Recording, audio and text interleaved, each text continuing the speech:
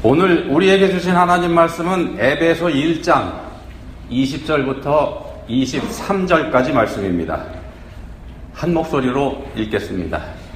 그의 능력이 그리스도 안에서 역사하사 죽은 자들 가운데서 다시 살리시고 하늘에서 자기의 오른편에 앉히사 모든 통치와 권세와 능력과 주권과 이 세상뿐 아니라 오는 세상에 일컫는 모든 이름 위에 뛰어나게 하시고 또 만물을 그의 발 아래에 복종하게 하시고 그를 만물 위의 교회의 머리로 삼으셨느니라. 교회는 그의 몸이니 만물 안에서 만물을 충만하게 하시는 이의 충만함이니라. 아멘. 구약 시대의 이스라엘하고 아람 나라 서로 이웃이지만 자주 싸웠더랬죠. 아람의 군사력이 대체로 더 강했기 때문에 이스라엘이 보통 밀렸습니다. 어떤 때는 떼강도처럼 몰려와가지고 이스라엘에 몰려와서 약탈해가는 일도 종종 있었고요. 마치 옛날에 우리나라에 왜구들이 쳐들어와가지고 약탈해가는 그런 일도 있었던 것 같습니다. 열왕기 하 6장에 보시면 거기서도 이스라엘과 아람 나라가 싸웁니다. 근데 아람 왕이 자기 신복들하고 머리를 맞대고 작전을 세울 때마다 이스라엘 왕이 마치 그 작전을 알고 있기나 한 것처럼 살짝 비켜가는 이런 경험을 여러 차례 하게 됩니다. 이상한 생각이 들죠. 아람 왕이 이상한 생각이 들어서 이 자리에 있는 자기 측근들 중에서 이스라엘하고 내통하는 자가 있는가 보다, 이런 의심이 생기기까지 됩니다. 이런 의심을 가진 왕한테 신복 중에서 한 사람이 이렇게 말을 합니다. 그런 게 아닙니다. 이스라엘에는 엘리사라는 예언자가 있어서 임금님께서 침실에서 은밀히 하시는 말씀까지도 다 알아서 일일이 이스라엘 왕에게 알려줍니다. 답을 알았죠. 아람 왕이 엘리사를 잡아오라고 도단성으로 군대를 파견합니다. 자, 엘리사의 사환이 아침에 일어나서 보니까 성읍을 아람 군대가 뺑 둘러싸고 있습니다. 이걸 발견하고 사색이 돼서 자기 선생 엘리사에게 보고를 합니다. 큰일이 났습니다. 스승님, 어떻게 하면 좋겠습니까? 엘리사 선지자는 그런 상황에서도 태연합니다. 태연하면서 이렇게 말을 합니다. 우리와 함께한 자가 그들과 함께한 자보다 많으니라. 그러면서 여호와여 원하건대 그의 눈을 열어서 보게 하옵소서, 이렇게 기도를 하죠. 하나님께서 이 기도를 들으셔가지고 사환의 눈을 열어주셨고, 사환은 불말과 불병거가 산에 가득하여 엘리사를 둘러싸 보호하고 있는 장면을 보게 됩니다. 자, 아람 왕에게 신하가 보고했지 않습니까? 엘리사라는 선지자가 임금님께서 침실에서 은밀히 하시는 말씀까지도 다 알아서 일일이 이스라엘 왕에게 알려준다고 말입니다. 자, 이렇게 되면은요, 사실 아람 왕이 군대를 보내는 것 자체가 이미 넌센스입니다. 엘리사가 그것까지 다 알고 있을 테니까 말입니다. 이 사람들의 생각이라는 게 이렇다는 겁니다. 사람들의 생각이라는 게 이렇습니다. 똑똑한 체 하지만은요, 그 똑똑함 뒤에 가려져 있는 감추어진 멍청의 구멍, 이걸 스스로 깨닫지 못하는 게 인생들의 한계입니다. 인생들이 이런 한계를 가지고 있습니다. 자, 하나님의 백성인 이스라엘이 외세의 고통을 당하는 것도 그렇고요. 하나님과 직통하고 있는 엘리사 선지자가 군대에 포위되는 상황, 이런 것도 어떻게 보면은 모순인 것처럼 보입니다. 그러니까 전능하신 하나님의 백성이고 전지하신 하나님의 선지자인데 말입니다. 근데 그 사람들이 고통을 당하고 군대에 포위를 당하고, 우리 육신의 눈으로 볼 때, 그러니까 우리의 이성으로 생각해 볼 때 그렇게 보인다는 겁니다. 뭔가 잘못됐다, 모순이다, 이렇게 보인다는 겁니다. 그렇지만 육신의 눈이 아닌 우리 영의 눈이 열리면 그런 의문은 다 사라져버립니다. 걱정할 게 전혀 없다는 겁니다. 여전히 하나님께서 보호하고 계신다는 사실을 알게 되기 때문에 그렇습니다. 엘리사의 사환이 그랬던 것처럼. 자, 세상을 살아가면서 걱정하고 근심하는 것, 우리가 세상을 살아가면서 걱정하고 근심하는 건 우리의 영의 눈이 감겨 있다는 증거가 되는 겁니다. 오늘 우리 교회 29번째 기념주일입니다. 이 29번째 기념주일에 우리에게 주신 말씀 에베소 1장이죠. 사망 권세를 이기고 부활하신 우리 예수님께서 예수님의 하나님의 하늘 보자 오른편에 앉으셨습니다. 오른편이라고 하는 게 상징하는 게 권세, 권위, 능력 이런 것들이지 않습니까? 더 쉽게 말씀드리면 하나님의 보좌 오른편에 앉으셨다는 얘기는 예수님이 성부 하나님의 대리자 또는 후계자라는 뜻이 됩니다. 자, 세상은 그 예수님의 발 아래에 복종하게 될 겁니다. 세상은 그 예수님의 발 아래에 복종하게 됩니다. 모든 만물을 예수님께서 다스릴 것이라는 말씀입니다. 성부 하나님의 뜻에 복종해서 육신을 가진 인간이 되어서 이 세상에 오셔서 십자가에서 죽음을 당하신 성자 예수님을 하나님께서는 그렇게 높여주신 겁니다.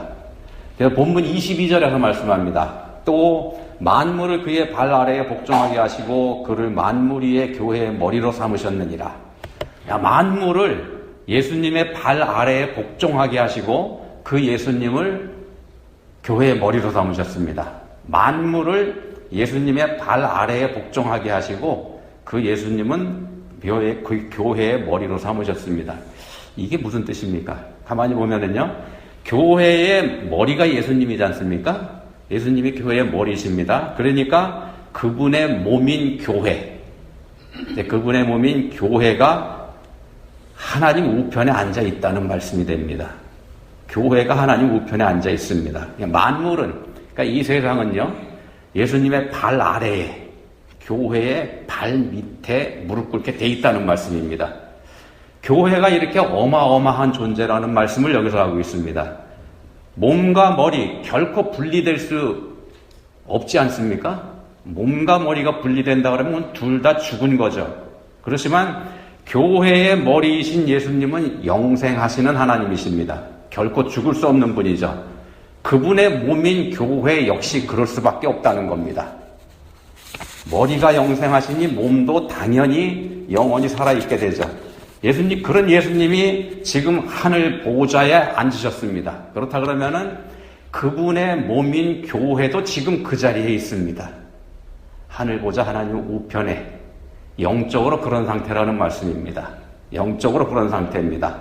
어마어마한 자리에 교회가 앉아 있습니다. 그렇지만 육적으로 보는 교회, 우리 육신의 눈으로 보는 교회 어떤 상태입니까? 속된 말로 지지고 볶고 있죠. 이 세상에서요. 이 세상에서 교회는 세상 사람들에게 손가락질 당하고 있고 여기서 얻어맞고 저기서 욕먹고 그러고 있는 형편입니다. 어떻게 보면은 교회가 점점 사그라들고 점점 사라져버릴 것처럼 우리 눈에 보이기도 한다는 겁니다. 따지고 보면 우리 그리스도인들의 삶도 세상 사람들의 그 삶보다 더 나을 것도 없어 보입니다. 신앙생활 잘하는 사람이나 세상에서 온갖 잡기를 즐기면서 하나님과 상관없이 방탕하게 사는 사람이나 별 차이가 없게 보인다는 겁니다. 우리 육신의 눈으로 보면 그렇습니다. 그렇지만 그건 영적인 눈이 감긴 상태로 본 상황일 뿐, 우리의 영의 눈이 열리면 교회가 얼마나 영광되고 고귀한 존재인지 우리가 알게 된다는 겁니다. 교회를 둘러싸 보호하고 있는 하늘의 권세들에 비하면, 교회를 보호하고 있는 하늘의 권세들에 비하면 이 땅에서 교회를 손가락질하는 세상 세력은 비교 대상조차 되지 못합니다. 그리스도인이 바로 이 교회입니다. 그런 그리스도인들이 모인 교회가 천국입니다. 어떤 똑똑하고 자부심 강하고 바른 소리 잘하는 교인이 한 사람이 있더랬습니다. 근데 이 사람이 그렇게 똑똑하고 바르게 신앙생활 하다가 다른 사람들한테 바른 소리 잘하고요, 이렇게 하다가 누군가에게 한마디 들었던 모양입니다. 그만 상처를 받았습니다. 그래서 이제 안 나와 선언을 하고 나가버렸습니다.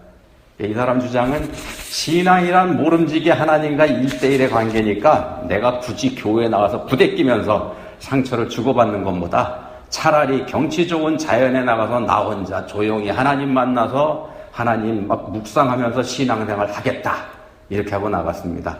워낙 똑똑한 사람이니까 사람들이 이 말을 해도 안 듣고 저 말을 해도 설득이 안 됩니다. 논리적으로 이 사람을 설득할 사람이 없었습니다. 떠나가 버렸습니다. 얼마쯤 지나서 목사님이 이제 이분을 신방을 했습니다. 추운 겨울 저녁.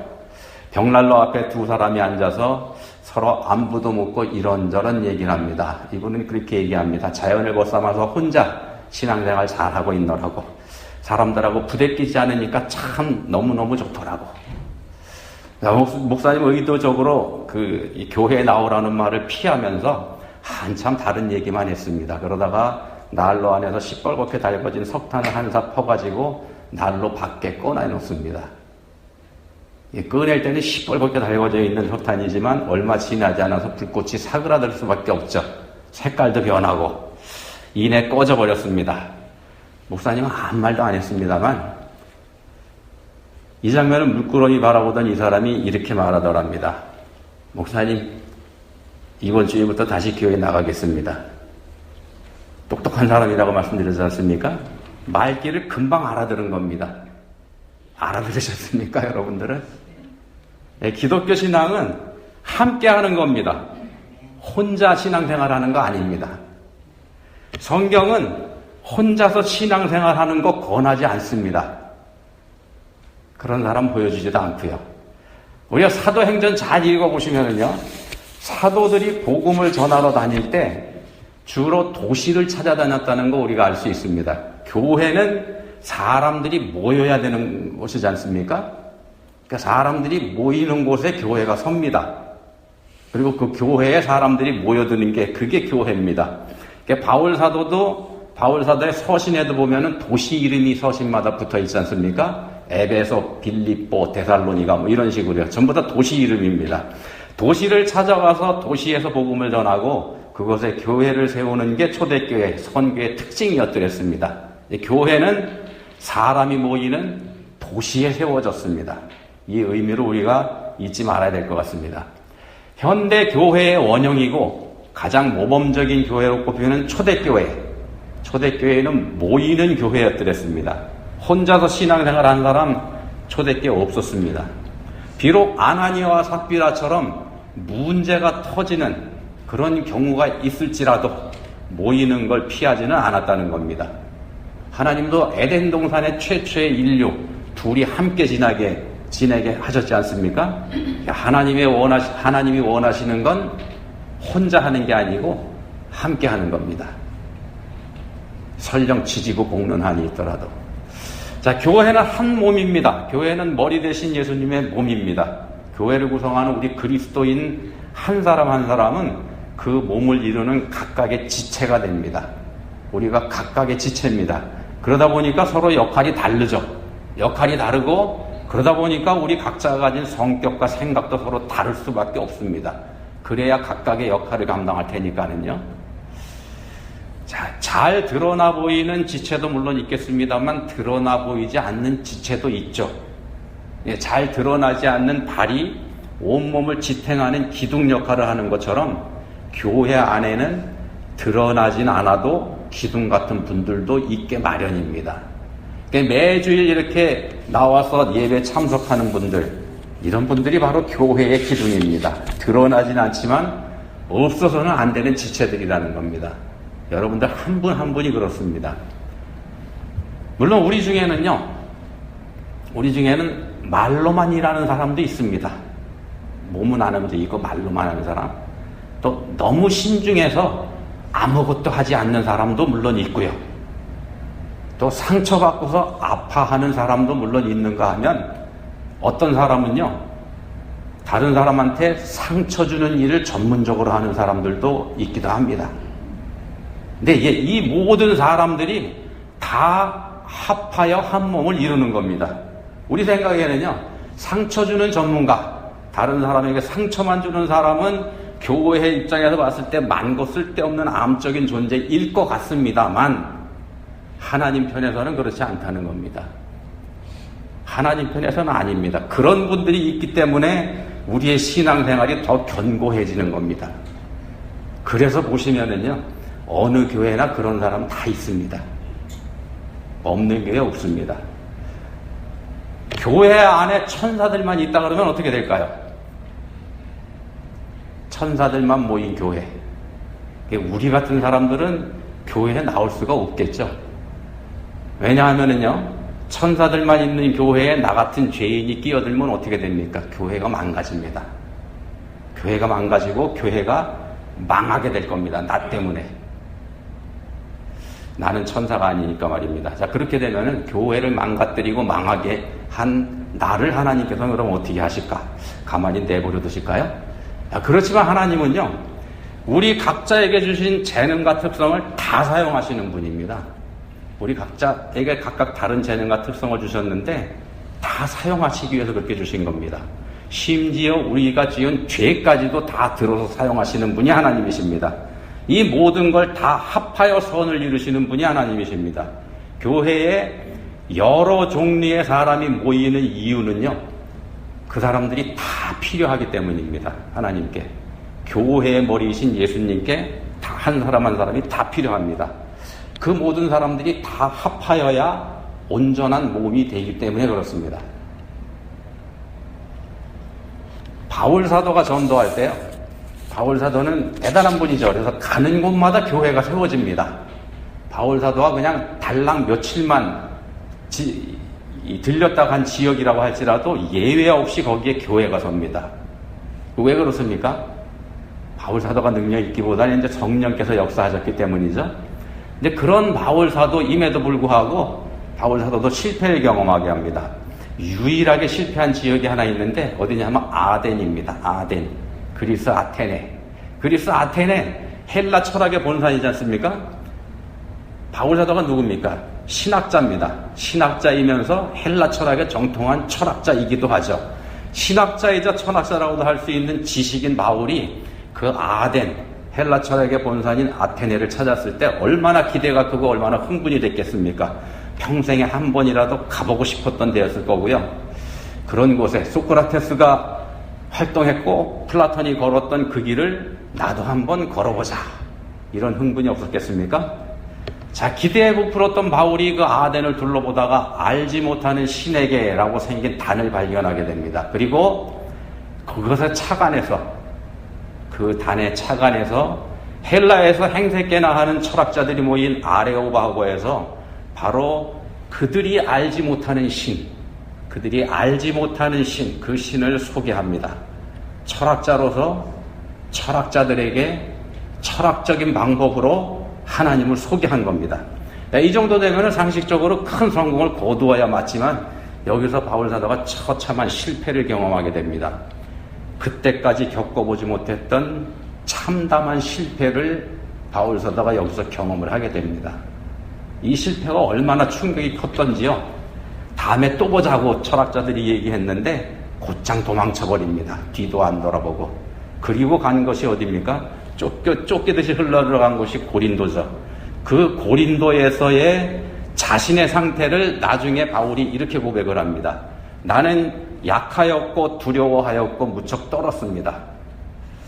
그래서 그 일 이후로 바울 사도가 굳게 결심하지 않습니까? 내가 예수 그리스도와 그의 십자가에 못 박힌 것 외에는 아무것도 알지 아니하기로 작정하였노라. 예수 그리스도의 십자가만 내가 알기로 작정했다. 성령의 인도하심을 따랐을 때 단지 며칠만 머물렀던 곳에도 교회가 생겼는데 자기 자신이 자신 있게 나섰던 아덴에서는 처참한 실패를 경험한 후에 바울이 깨닫습니다. 교회는 사람이 아니라 하나님이 세우시고 하나님이 이끌어 가신다는 사실을 말입니다. 우리가 종종 걱정합니다. 이러다가 교회가 잘못되는 거 아닌가? 반대로 생각하는 경우도 있죠. 야, 이대로가 망하면 우리 교회가 좀 대단한 교회가 될 것 같다. 이렇게 생각할 수도 있습니다.